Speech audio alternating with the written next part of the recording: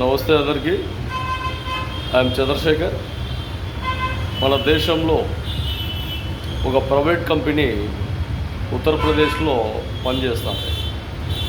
ఆ ప్రైవేట్ కంపెనీలో ఒక వృద్ధుడు ఒక పని కోసం వెళ్తే 20 నిమిషాల పాటు అక్కడ ఎవరు కూడా ఆయనను పలకరించలేదు.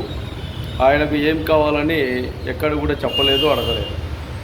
దాదాపు 20 నిమిషాల తర్వాత ఆయనను వెయిట్ చేయించారు కాబట్టి సీసీ కెమెరా ఫుటేజ్లో మొత్తం వివరాలన్నీ బందీ అయిపోయాయి. ఆ విషయాన్ని రాష్ట్ర ముఖ్యమంత్రి వర్యులు గమనించారు. ఆ విషయాన్ని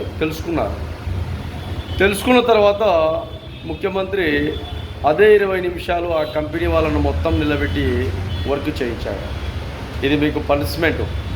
ఎక్కడైనా కానీ వృద్ధులు కానీ వేరే వ్యక్తులు కానీ పని కోసం వస్తే నిర్లక్ష్య వైఖరితో ఎవరైతే ఈ రాష్ట్రంలో పనిచేస్తారో అధికారులు, వాళ్ళకు పనిష్మెంటు ఈ విధానం అనేసి పేపర్ స్టేట్మెంటు మొత్తం మీడియా వగైరా మొత్తం అన్నీ కూడా పంపించడం జరిగింది.